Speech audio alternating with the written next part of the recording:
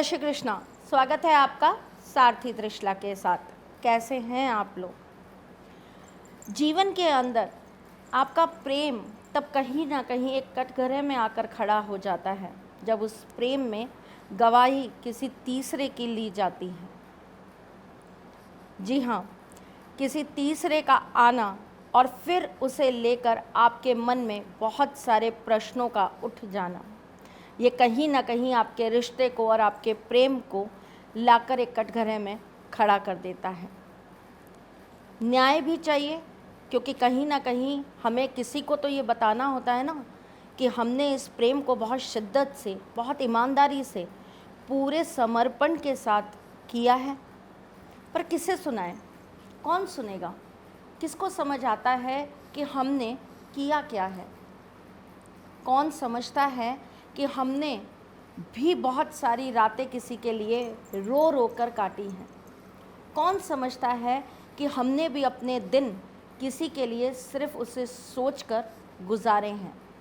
कौन समझता है कि जिस इंसान ने अपनी ज़िंदगी में किसी तीसरे को जगह दे दी, अपने दिल में किसी तीसरे के लिए उसने घर बना दिया, उस शख्स को हमने खुदा के बराबर बनाकर बैठाया था? मैं आपके एस्ट्रोलॉजर हूँ, वास्तुशास्त्री हूँ, चेहरा भी देखती हूँ, आवाज़ भी पढ़ती हूँ, हाथों की लकीरें भी पढ़ लेती हूँ, लेकिन उससे पहले मैं आपकी सारथी हूँ।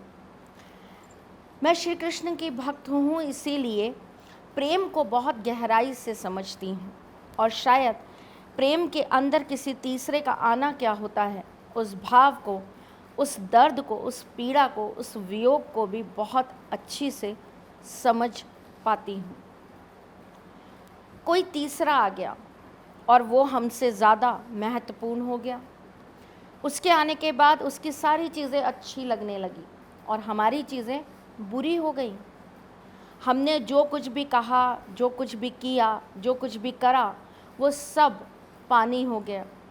और वो जो कुछ भी करे, वो जो कुछ भी कहे, वो जो कुछ भी समझाए, वो सब पत्थर की लकीर हो गया। ऐसा क्यों हो गया? कोई उस शख्स के लिए इतना ज़्यादा इम्पॉर्टेंट कैसे हो गया जिस इंसान को हमने दिन रात अपना खुदा बना के रखा था, जिस इंसान के अलावा हमने अपनी ज़िंदगी में कुछ और सोचा ही नहीं था। साइंटिफिकली देखिए, जब आप किसी के साथ कनेक्टेड हैं, आपका दिल, आपकी फीलिंग्स, आपकी वाइब्रेशन जब किसी इंसान के साथ कनेक्टेड होती हैं, वो इंसान कहीं ना कहीं आपसे जुड़ा रहता है।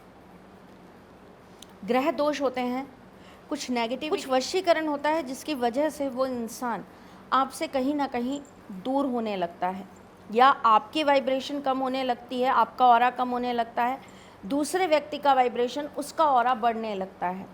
इसीलिए वो व्यक्ति कहीं ना कहीं आपसे अलग होकर किसी और के साथ जुड़ने लगता है। क्या कर लें ऐसा कि हम उसे अपनी तरफ खींच लें? एक अनजानी सी, अनदेखी सी डोर ऐसी बना दे कि वो इंसान आपकी तरफ खींचा चला आए, वो इंसान सिर्फ आपका होकर रह जाए, उस इंसान के दिल और दिमाग पर वापस सिर्फ आपका फितूर चढ़ जाए। वैसे तो बहुत सारे उपाय इस बात पे मैं बता चुकी हूँ, लेकिन आज का उपाय बहुत ख़ास है और ख़ास करके उस व्यक्ति को आपके जीवन से निकालने का एक बहुत सटीक और सरल तरीका है। करिएगा बहुत प्यार से, बहुत ईमानदारी से, भाव अच्छे रखिएगा, उसके लिए कुछ गलत मन में मत लाइएगा। बस प्रार्थना ये रखिएगा कि हम दोनों के बीच से ये शख्स चला जाए और बस हम दोनों एक दूसरे के लिए जीवन भर के लिए वापस अच्छे जीवन साथी बन जाए।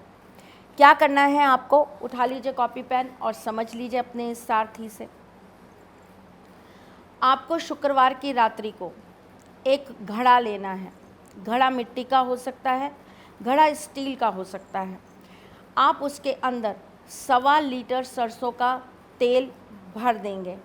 1.25 लीटर सरसों का तेल भरने के बाद आप उस घड़े के नीचे एक पर्ची लगाएंगे। पर्ची पर आप उस शख्स का नाम लिखेंगे और उस शख्स के नाम को आप काले पेन से लिखेंगे। तत्पश्चात काले कपड़े से आप उस घड़े को बांधकर अपने घर में पूरी रात्रि के लिए छोड़ देंगे। शनिवार को 5:30 से 6:30 समय का विशेष ध्यान रखिएगा, क्योंकि इसी समय आपको ये कार्य करना होगा। उस व्यक्ति का नाम आप एक पेपर पर 11 बार लिखेंगे और 11 बार लिखने के बाद आप उस पेपर पे लिखे हुए उस नाम को जला देंगे। कपूर से जलाइएगा। जलाकर उसकी जो राख बनेगी वो आप उस मटके के अंदर डाल देंगे। तत्पश्चात आप ओम शम शनिश्चराय नमः इस मंत्र का जाप करते हुए 108 बार काली राई आप उस घड़े में डालते जाएंगे। चुटकी भर आपको अपने अंगूठे से और अपनी तीसरी उंगली से, ध्यान रखिएगा क्रिया एकदम सही से करिएगा ताकि आपको इसका पूर्ण फल मिले। बहुत जल्दी लाभ दिलाने वाली क्रिया है और बहुत जल्दी इसका इफ़ेक्ट आता है, परंतु आपको करने का तरीका एकदम शुद्धिकरण रखना पड़ेगा और सही तरीके से करना पड़ेगा। करने से पहले प्याज लहसुन नहीं खाएंगे आप। इस क्रिया को करते समय आप बिल्कुल भी नॉनवेज को हाथ नहीं लगाएंगे, शुद्ध रहेंगे, किसी के लिए बुरे विचार मन में नहीं लाएंगे, कोई नेगेटिव फीलिंग आपके अंदर नहीं होनी चाहिए। आप किसी से लड़ाई नहीं करेंगे, आप किसी से झूठ नहीं बोलेंगे, वरना आपकी ये क्रिया सिद्ध नहीं हो पाएगी। चलिए, आपको अपने अंगूठे से और अपनी रिंग फिंगर से आपको चुटकी भर उठानी है आपको राई, और 108 बार शनि देव का मंत्र आपको बोलते हुए इस राई को उस घड़े के अंदर डाल देना है। तत्पश्चात आप उसको फिर अच्छे से काले कपड़े से बांध देंगे। जो धागा आप यूज़ करेंगे उसे बांधने के लिए वो भी काला ही होना चाहिए। उसके बाद आप रात को 9 बजे से लेके 11:30 बजे के बीच में, समय का विशेष ध्यान रखिएगा। मैं बार बार एक बात को दोहरा रही हूँ तो समझ लीजिए कि इसका बहुत महत्वपूर्ण इस पूरी क्रिया के अंदर रोल ज़रूर होगा।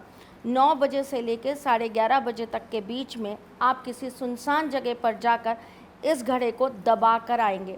इतना गहरा होना चाहिए गड्ढा कि आपके जो काला वाला जो कपड़ा है वो भी दिखे ना, और ऐसी जगह पर वो दबा हो जहाँ पर कोई भी बहुत आसानी से पैर ना रख पाए।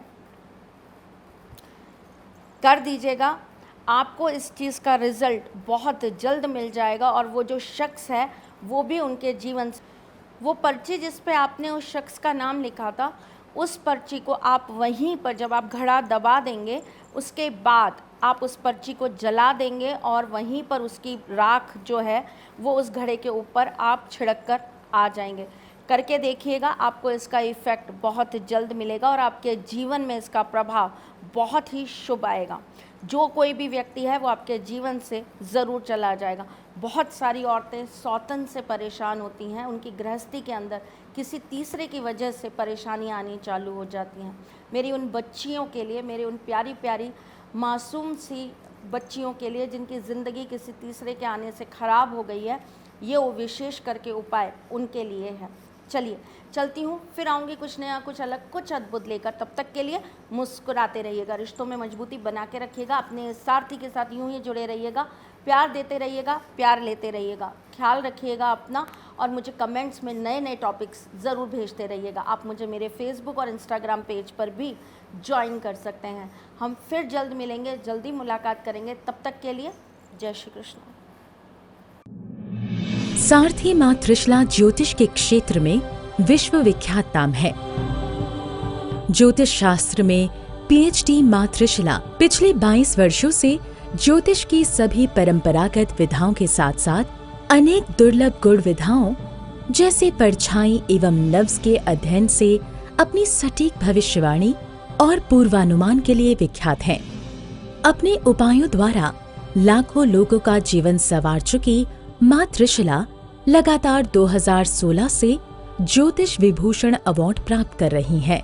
साल 2018 में उन्हें उत्तराखंड के मुख्यमंत्री त्रिवेंद्र सिंह रावत ने ज्योतिष विभूषण अवार्ड से सम्मानित किया था और साल 2016 में उन्हें राजस्थान में बेस्ट एस्ट्रोलॉजर के अवार्ड से नवाजा जा चुका है।